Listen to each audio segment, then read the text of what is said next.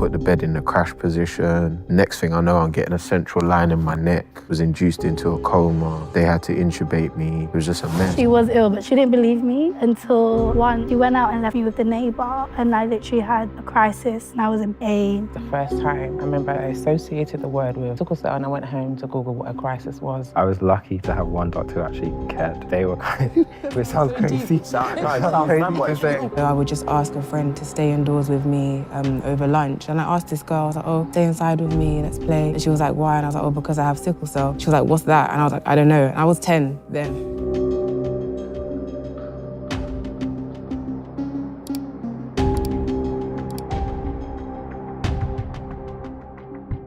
Hey guys, I'm Tito, I'm 25, I'm a marketing officer, and I have a page called Her Sickle Journey where I just share about my life with sickle cell. Hey guys, my name is Dunstan, 28. I work as a research manager and I have a column called Sickle Sagas where I talk about sickle cell and my journey. Hey guys, my name's Lola and I'm a voiceover artist, and I also have a podcast called The Taboo Table where I talk about sickle cell and other taboo topics. Hi guys, I'm Isa too.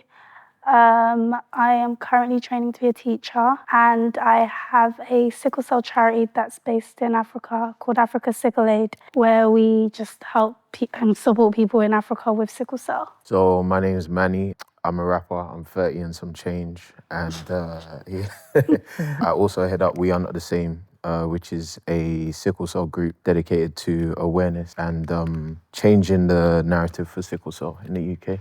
Do you remember the day you found out you had sickle cell? Kind of. So normally, like, quite a lot of people know from birth, whereas I didn't find out till I was like 5 years old. And it's because I was born in Africa. So when I was born, pretty much no one knew what sickle cell was there. My mum just thought I was a baby crying for the sake of crying. And then we came here, and every time she would go out, I would get ill. But I actually was ill, but she didn't believe me until I think once she went out and left me with the neighbour, and I literally had a crisis and I was in pain. And the neighbour was like, I'm taking your daughter to the hospital. I don't know what's going on. And then we got there, and then the doctors were like, oh yeah, she has sickle cell. Mum was like, wait, what? She was so confused. And from there, pretty much my whole life just made sense. I was like, okay, I'm not going mad. Because at one point I really thought, as a 4-year-old, I thought, maybe I'm mad. Like, maybe I'm not, it doesn't make sense. Maybe I'm just hallucinating. And they were like, no, you actually have sickle. I was like, I told you. You didn't listen, but it's okay. I told you. So yeah, I think that's when I first found out. For me, it was like, you're good that you remember the year, because for me, I was kind of like always sick. And I didn't really understand why.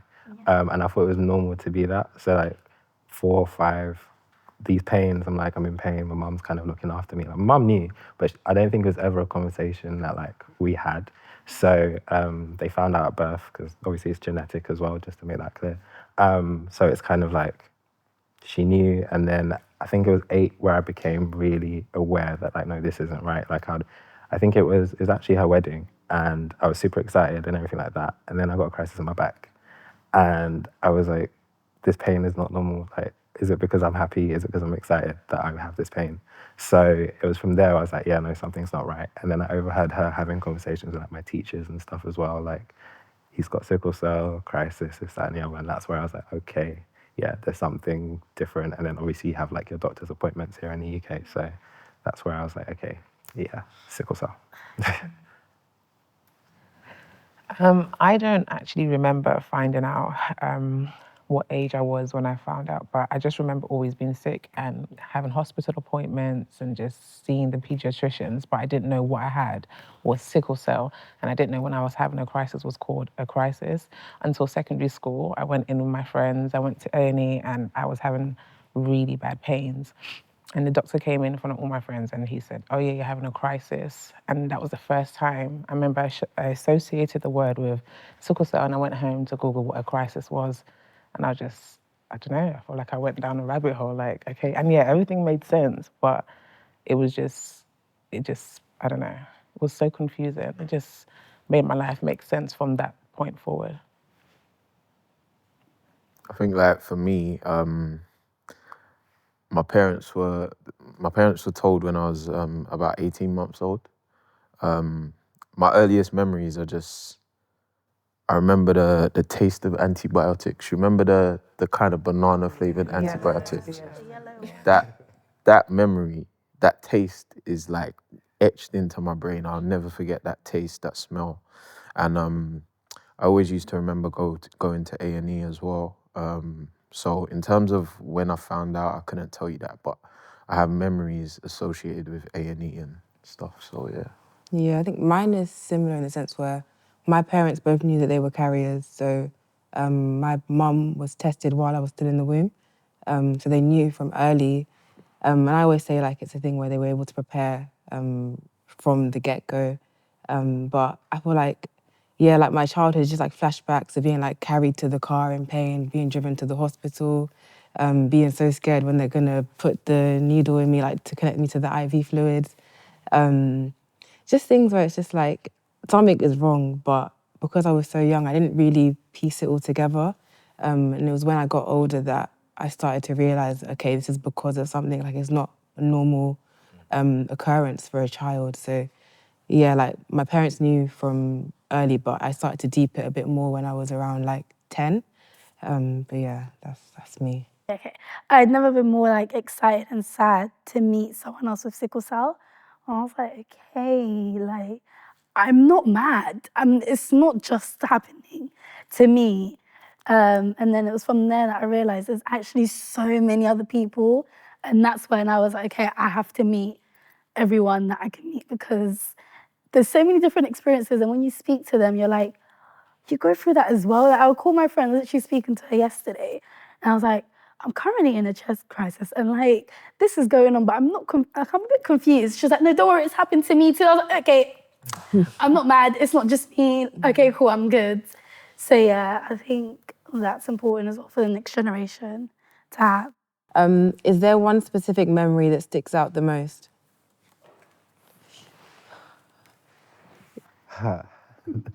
There's many memories. There's many memories that stick out most. But when we were talking about like adolescence, like growing up, this is gonna sound silly, but I remember watching, I think it was Home Alone 2, and like that's the one with Christmas and snow and everything like that, and like snow angels and things like that. Me and myself, I went to America. Snow is mad high. I'm like, wow, I want to do what they did on Home Alone. Snow angel, enjoy my life, digging, making a snowman, all of that stuff. And then had one of the worst crises I've ever had because first of all, it was in my jaw as well. So there was massive swelling, my face swelled up, my whole body was in pain. I was in America. So I had to like tell my uncle, because I was staying with my uncle. We went off to children's ward, and then I had to get an incision in my mouth. They treated me with like all sorts of different, because medication's the same but different over there. So I didn't know, I'm not really sure, I can't remember. It's one of those memories that's like, that just come up because we've been talking about adolescence. But that one was so, I think it affected me more mentally because it was like, wow, I just wanted to be like what I've seen on TV. I mean, how hard is like Snow Angel? No one really thinks twice. Like, yeah, it's cold. Okay, I'll warm up later. But then now it's like, it's become this thing where if I'm cold, am I going to get in pain again like that? Am I going to suffer like that again? And then you kind of become scared of things like, oh, it's snowing. I need to get inside because blah, blah, blah. And then for a long time, that did affect me. It's like, luckily it doesn't snow that much here. And like, when everyone's like, oh, I want it to snow, I'm like, yeah, nah, I'm okay. After what I've experienced in America. So yeah, that's one vivid memory that just came to me since we've been speaking about adolescence. That is crazy that you have PTSD from snow. It's crazy. That's mad. It's crazy. Like, and this is what I'm saying about normalizing trauma. I think for me, stand out 2008, without a shadow of a doubt, nearly died. Shout out Linda Sawyer. She is the sickle cell specialist nurse that saved my life, literally. Without her, I wouldn't be here. Without her, I wouldn't be here today. So I was having a chest crisis at home, and I just thought I'm gonna stay at home, treat it. I'm not going to A&E today. And in short, the ambulance got called for me because I was sitting in my bed, sweating. It was like probably 0, maybe -1 outside, but I was sweating like anything. And so ambulance came, and I remember it was freezing outside. I had a vest on. They're like, yeah, we're gonna take this off. I was like, no, I have sickle cell. We're not doing that. Like, it's very cold outside. And they were like, yeah, we're gonna have to because your temperature's through the roof. And went to the hospital, did all of that. So I was bare chest outside for like 30 seconds. But to me, like, the concept of it was crazy. Anyway, got to the hospital and I was there, came home, didn't feel too good, went back. You know how that goes. So I went back, sickle cell nurse was there. She came to see me. She's looking at me, she's like, nah, you don't look right. Bearing in mind, this is somebody at the time I've known like my whole life. And she's like, no, you don't look right. Something's not right. And then literally in the blink of an eye, she's put the bed in the crash position. Next thing I know, I'm getting a central line in my neck. Emergency blood transfusion, was induced into a coma. And yeah, I had pneumonia, but my lungs actually stopped working. And they had to intubate me. It was just a mess. And I remember, I think I lost about 2 stone in hospital in the space of a week. And when I came to, I kept on asking everybody to take a picture of me because I wanted to see what I looked like. But like, my mum was briefing everyone before they came in. Like, he's gonna ask you to take a picture. Say no.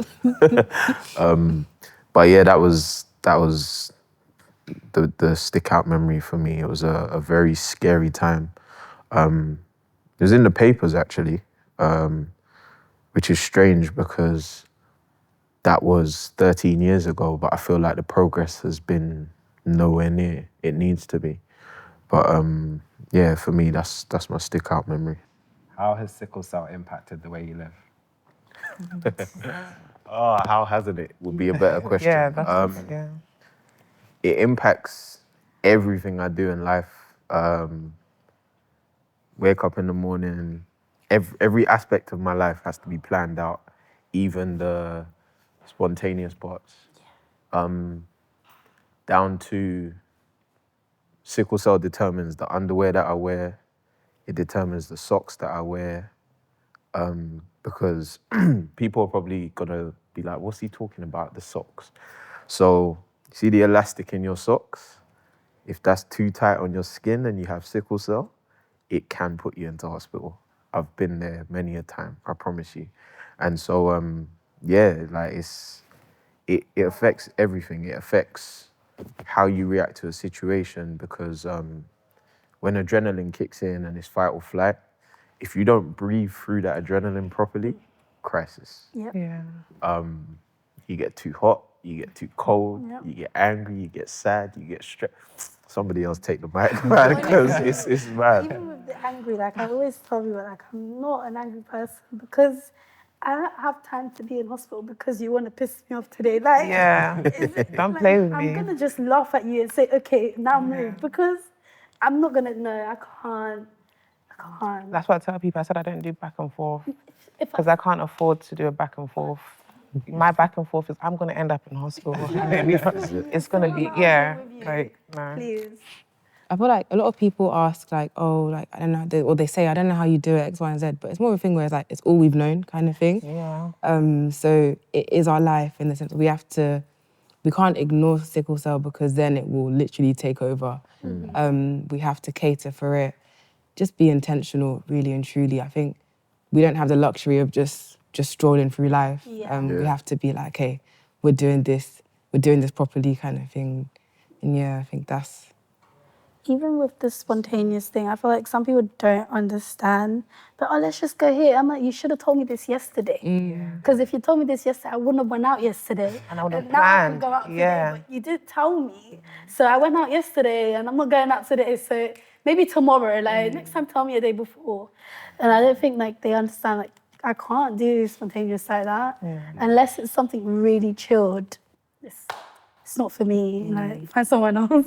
I'm like, my whole life is spontaneous. I need plans, like outside of what I can control. I need who's gonna be there. Yeah. Where is it gonna be warm? I need to jacket. know where the location. I need to know everything. Everything's planned. Like, cause I'm gonna bring an extra jacket. Bring my med. How long am I gonna be out Is for? it a dress? Like, do I have to wear heels? Is the dress and heels, Even like, if I is wear it heels, cold? take Is it gonna be heels. warm? Like, no, honestly. And even the planning, as much as we say this, the planning is short term. It's not long term because Yeah. we don't do long term plans. People living with sickle cell, it's kind of unfortunate, but the reality is you just don't know with how long and stuff. And one thing I always say to people is don't Google sickle cell because That's a mistake. it's a horrid read. Talk about you'll be an amputee by 35, you'll be dead by 40. Yeah. Like it's a horrible read, but in some cases, unfortunately, there's truth to it. I'm sure everybody here can testify to losing somebody to sickle cell, and you know, the reality of it is, whilst you go through everything that you go through, there's this thing in the back of your mind or like on your shoulder, like you just never know. It's like kind of it's almost like death chasing you, but you don't know how close he is. So you just gotta just run your race. But there's no idea of the proximity of anything. So you just gotta run your race and hope and pray for the best. You know what I mean? It sounds very morbid, it does, but we just kind of learn to live with it and crack on, right? Like, what you have to understand, and this is where it becomes something else. Sickle cell to a nurse is a page and a half in school. That's it. Sickle cell to a doctor is half a chapter in a book. Done.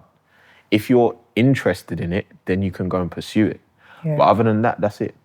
And so potentially the person that's put in front of you is, oh yeah, what was that year again? Sickle cell. What was the, oh yeah, page. That's it.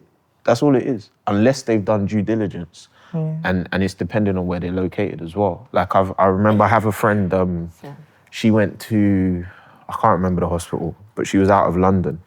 And she was having a crisis in her leg. And she had a hot water bottle on her neck. And she was pressing her bell. And the nurses came running. Well, they didn't come running, but they came. And when they got there, they started panicking. And she was like, my friend was like, she didn't really understand what was like, why are you panicking like that? I just want my painkillers. And she was complaining about the pain in her foot. But the reason why the nurses were moving mad is because her hot water bottle was leaking. But she wasn't concerned with that. She was concerned with the pain in her foot. And so to them, they're like, oh my gosh, this is real. Like you're burning, but you're concerned about the pain in your foot. She's like, no, I can't even feel that. As we were saying, like, you would think that black nurses would, like, you would feel more comfortable with them, but you don't, because more time they're questioning your pain as well.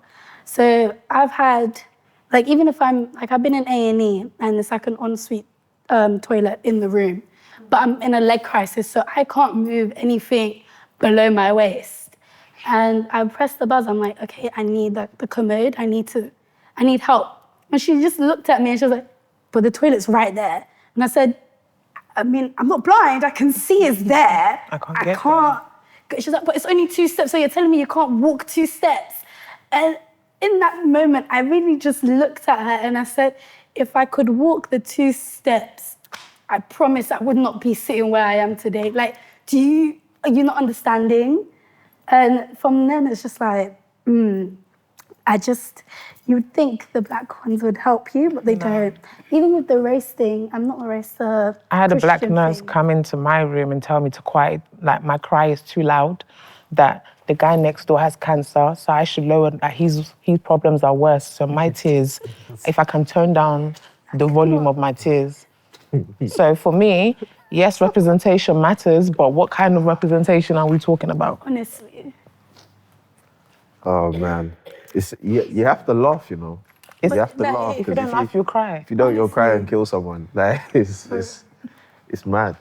Even with like how we were saying religion, so because I'm Muslim and you won't know until you look at my file, and then so like the nurse will come and say, this is why you have to pray, like you can't be taking all these drugs, they're trying to kill you. And then she'll be like, oh, by the grace of God, in Jesus' you're name, well. you're well. And I'm like, okay, alhamdulillah, like thank you. And then they're like, oh, see, you're Muslim. This is why you need to come to Christianity. Maybe if you were like a Christian, you wouldn't be feeling the way you're. I said, astaghfirullah, leave me alone. How dare you tell me my religion that I've been practicing since I was born is wrong? Like telling me I have sickle cell because I'm a Muslim and I decided to be a Muslim. So I have sickle cell because of that. I would fight. I've had black nurses tell me like, it's because do you pray enough? Are you sure you pray enough? Not to because mention if you pray, you'll be able to walk, you know? You speak the life into your situation, into your legs. I said, I should speak it. I said, okay, we should walk. I said, it's not working, so can you bring the commode? Not to mention the don't take your medicine pastors. Yeah. When you ask for painkillers. Like, it's mad. Like, it's really unfortunate that's a whole nother conversation. Honestly. Yeah. But, like, because I've had it. I've had, like, don't take your medicine, you're healed. And it's like, okay, I'm not going to listen to you, but thanks for that. And it's mad because I don't even know where it comes from. I don't Ignorance get and it. lack of knowledge. It comes from, because you hear pastors in 2021 saying you shouldn't, if you're a Christian and if you believe and if you have faith, you shouldn't be in pain. You shouldn't be having sickle cell crisis. And you run a church. You run a whole church, a congregation of 1,000 plus. So if I'm in your congregation as a person that suffers from sickle cell, I'm gonna walk out. Boy. Yeah. I feel like the whole like faith and sickle cell thing is just such a big topic. Like Yeah. my mum, like she's a really, like my whole family, we're all Christian. My mum is the strongest out of all of us, prayer warrior, everything. And with her, I remember from young, literally driving to see pastors like who will pray for me, who will heal me and stuff like that. And with her, her intentions are the purest. Like she believes that I can be healed. It can happen, like miracles do happen, but at the same time, I'm always like one eye open kind of thing, like it's not really gonna happen, is it, kind of thing. And it's sad, like I pray for her kind of faith really and truly, but it's like I've already kind of given up in the sense where I've accepted it. I feel like healing can happen in many different ways, so it can be a thing where maybe it's just not as bad as it could be and stuff like that. So I think it's just kind of like we need to manage our expectations when it comes to like these pastors promising X, Y, and Z, because it's not like the way it seems, really and truly. And they can only do so much based on the knowledge they have on the illness. If they don't know about the illness, they're going to tell you. I've had many pastors, or I've had people with sickle cell say their pastor's giving them something to drink that this will cure you, and it's like, that is ignorance, especially if you're in a place like back home like Nigeria where illiteracy is common. Like, that's really dangerous because they don't know about the illness, so they can't possibly heal you. And it's like the understanding or the lack of understanding of what you're actually going through. Speaking to my dad about this, like probably about 3 months ago, just about, some of the day-to-day, like in terms of what I think, how I feel. He was like, and I said to him, I'm probably in pain about 90% of the time. And he was like, what? Yeah. I said, yeah. He's like, so 7 days out of the week, how many are you in pain? I was like, about 6.5. And he was like, but you always look fine. I said, yeah, that's half the problem. That's half the problem. You know what I mean? It's mad because I think the understanding is so key, but without like, you can't make somebody understand at the same time. It's, you know what I mean? Catch-22. I've even had a nurse once, it's not funny, but she told me that maybe if I got married and had kids, that my sickle cell would be cured. where did she get her degree? Wow. And I was like, I'm 23.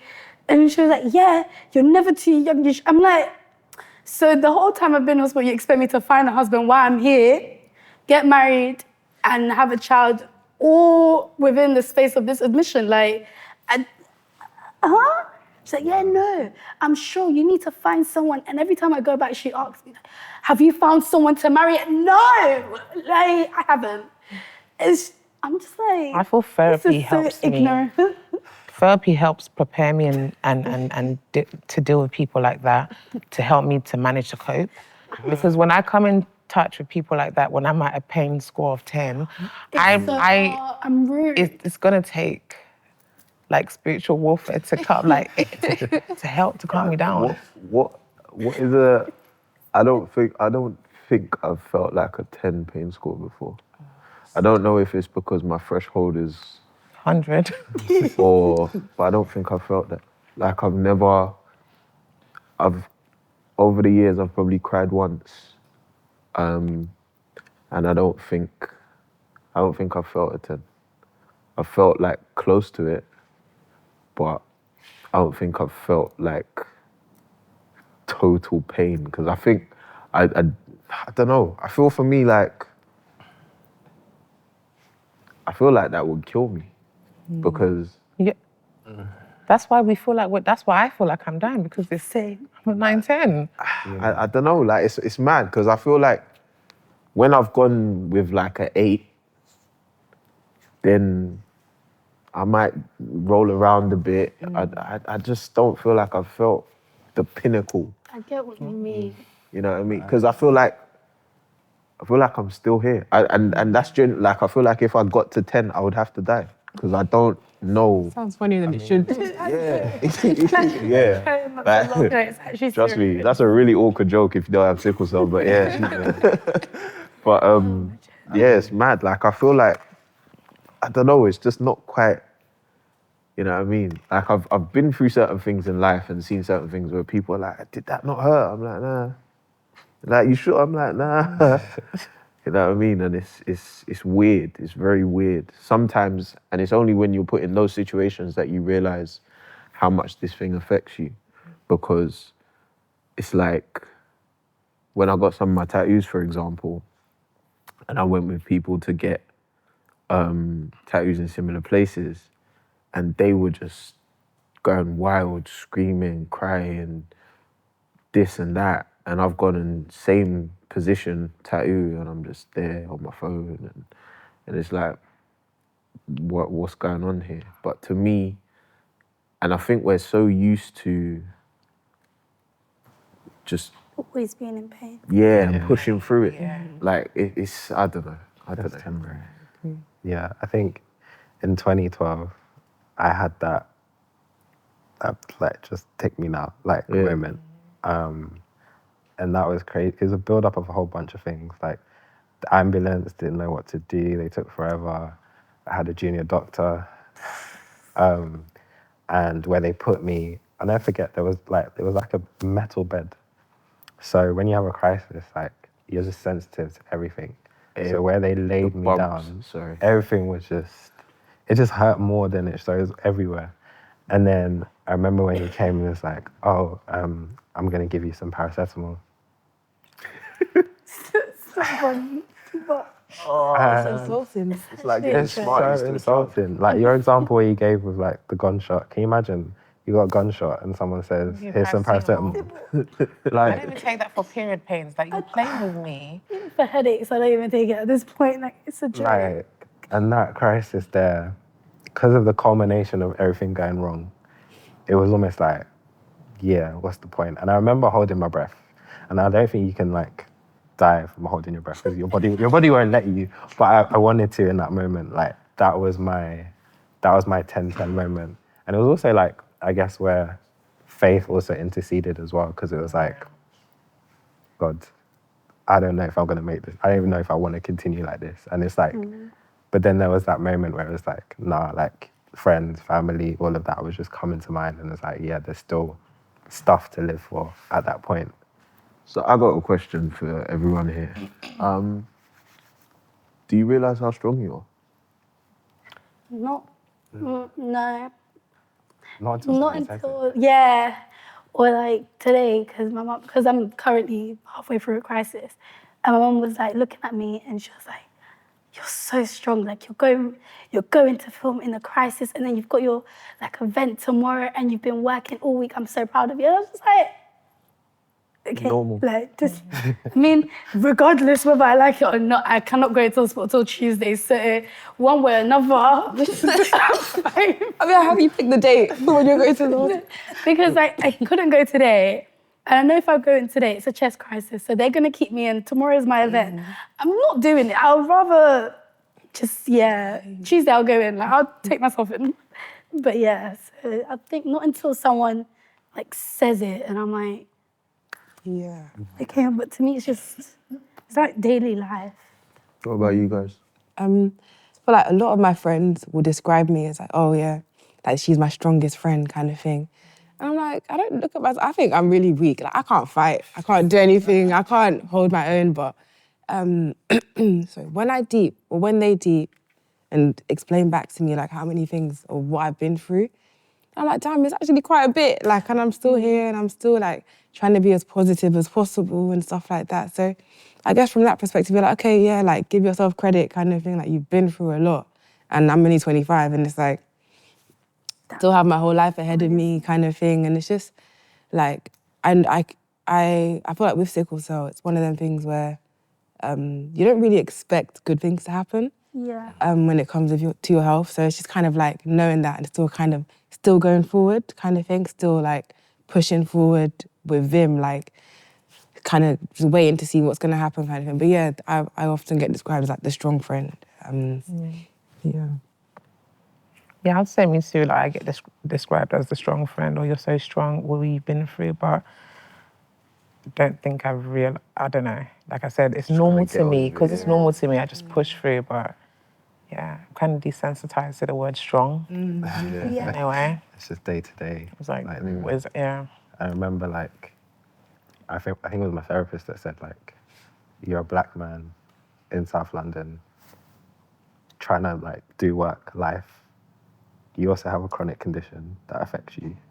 Do you know how crazy that is? the oppressed of the oppressed. Like, No, like True story. you're black, a woman with a chronic illness in the UK. like all of those obstacles, but we're still pushing forward. Yeah.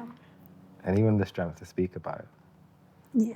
I feel like, I mean, I hear all of that because obviously I've heard the same things, but it's like we don't have a choice. I feel like if I stop and allow this thing to eat me up, Does living with sickle cell become easier? that's like a trick question. I'm gonna say no for now, and obviously we'll circle the room, but it should become easier, but it doesn't, because I'm still having the same conversation in schools and hospitals and workplaces that I was having 15, 20 years ago. And it becomes harder because back then I was a child, so arguably you could take what I'm saying with a pinch of salt. You could say, oh, maybe he doesn't know how to articulate himself, but now I'm a grown-ass man and I can articulate myself very well. And it hasn't changed. The conversation hasn't changed. I'm still 20 years down the line seeing petitions. Like, I'm sure everyone saw the petition for free medicine for... Yeah. That petition is about 15 years old. Yeah. It happens every year. It's fun. Like, so, oh, okay, it's that time of year again. Getting petitions out, guys. Like, do you know what I mean? It's trying and testing. It's unfortunate because if I'm a heroin addict and I need to be weaned off heroin, that's free. Yeah, of course. But if I'm born with sickle cell, a condition that I have no say in and I have to live with for my entire life, I have to pay for my medicine. Go figure. The maths is not maths. It's not at all. The math is definitely not mathing. For Crazy, real. like to the point where like whenever I see that, because I know with my platform that I can reach a lot of people, but when these petitions come, it's like, yeah, I don't even care to share it anymore. It's just like, it's not going to get enough signatures. If it does get spoken about, like if they get the 10,000, going to get the same letter saying, oh, we're not looking to rethink exactly our list. I could probably draft that letter off the top of my Fam, head. we can recite it. But it's just like, this is, I don't know. It's just one of the ones where it's just like, I just see it and I'm just like, oh, here we go again. Like, I'm not expecting anything good from it. Yeah. Yeah. I keep expecting it every single year as well. Yeah. Yeah. I don't think it gets easier. I think you just kind of grow with it, so you kind of understand it more. Like now I feel like I can manage it, but it's still not easier. Like it's hard, but I'm able to manage it with my life, and I've got a way of living that can manage that. But it's still difficult to do and still difficult to manage. But yeah, I feel like it was easier as a child, I'm not gonna lie. There was no care, like it was just go play, you're ill, okay, go to the hospital, come back, like it's still the same. Whereas now it's like if I'm admitted, my whole life for the next month has now, like, I've got to call in, I can't go to work a week after I've come out of hospital because I still need that 1 week to rest. Any plans I've had, cancelled. Like anything I want to do, cancelled. I'm now stuck in my house for the next 2 weeks after hospital to recover before I can start life again. And it's just so long. Yeah, I think the biggest myth, like the biggest dream that they sold us when we were younger, is they said it's gonna get better when you get older. Yeah. Yeah. I'm sure everyone was told that, and for me, the complete opposite. And I held on to that. Like I held on to, oh, okay, it's bad, but it's gonna get better, and it's just got so much worse. Yeah. So much worse. How important is sickle cell awareness? I feel like it is so important. Like, I feel everything that we want to achieve in terms of better care for sickle cell patients and resources, etc., it all stems from the conversation for things like this as well. So I feel like awareness is always the first step. The more people who know about sickle cell, more attention is brought to it, more resources are directed towards it, more people are researching into it and funds and etc. And it's just a big snowball effect. So Everybody was singing from the same hymn sheet, but there's so much ignorance and unawareness and lack of knowledge that people are just playing Russian roulette with Even people's people with lives. sickle cell as well. Yeah. So I think it's. I don't think that question is like you can't stress how important awareness is of sickle cell to me. Awareness Very affects important. everything. It's everything. Literally. Yeah. Everything. From how we get treated in hospital to like It how we impacts live our everything. daily lives, like honestly. The speech rehearsed, like someone else was sickle cell, okay, so basically I have sickle cell, it's rehearsed for Because every you've said it occasion. so many times. So many times. I have a friend who's literally got a diagram of sickle cell on her arm. So she's just like, basically, this, and this. Because it's mad, like, that feeling of, we shouldn't be in a situation where we're prepared to explain. You know what I mean? Like, or you have to know to the extent where you can draw a diagram. Because the comparison is cancer. And, you know, nobody's drawing cancer diagrams. My friend who passed away, Emmanuel, he was buried not last week, the week before. He had sickle cell. And he used to describe sickle cell as a black man's cancer. And nobody, at first, I was talking with his cousin about it the other day, and at first, he was saying when he said that to him, he didn't really get it. But as time went by and he saw how it's unfolding, it started to make a bit more sense. Yeah, ultimately, it's it's not regarded as, but ultimately it's the black man's cancer, in that it is debilitating, and it's a very lethal and very severe illness. But the reason why we're going through what we're going through is because we're black. When this thing starts to affect enough white people, then medicine will be free and there'll be a cure within Like days, 10 weeks. honestly. But until then, we just gotta take the L, like we've been doing for the last You see, as a black 100 man's years. problem, yeah. So yeah. So, what advice would you give to the younger generation who have sickle cell? I will go ahead and answer that one just because of my godson. So I just tell him, I explain to him that he has to have a relationship with pain. I don't like the fact that he does, but he has to have that relationship with pain. And so I kind of prepare him for that. And he needs to understand that he's gonna have intense pain and he's gonna have mild pain, but he needs to know the difference and he has to develop that relationship with pain. But to be vocal as well and never be afraid to tell people that you know what's wrong with you. Because people with sickle cell especially, we have this thing of not speaking up. Not me myself, I'm talking, but we have this thing of, oh, the doctor must know. The doctor doesn't know. 9 times out of 10, the doctor doesn't know. Like, I've been admitted so many times and the doctors are telling me thank you. And I haven't done anything. I've just told them what I'm going through and they're telling me thank you. And it's like what you were saying earlier with regards to junior doctors.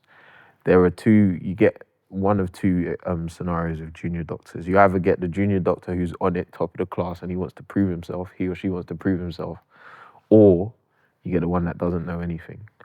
And sometimes you get the seasoned doctor who doesn't know anything. So I would say to younger generation, you have to have that relationship with pain, be vocal, and learn your body. That sounds crazy, but it took me 26 years to learn my body and understand when I have my peaks, when I have my troughs, when I can do certain things, when I can't. It took me 26 years to do that. So, yeah. Yeah, I'd say the same thing, learn your body. I wish I learned my body from much younger because when you do, it just prevents so much. Paying attention to what goes in my diet and just being vocal. Like, I always call myself my first doctor. I'm my first doctor before I meet another doctor because you have to know I'm learning by trial and error. I live this life and you know based on what I tell you.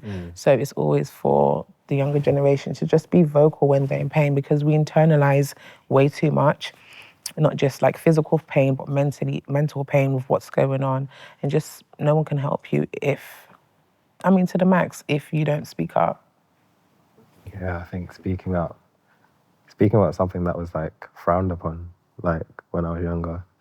I remember how mum would tell me like not to tell like people about my condition, because they might treat me different, they might look at me different.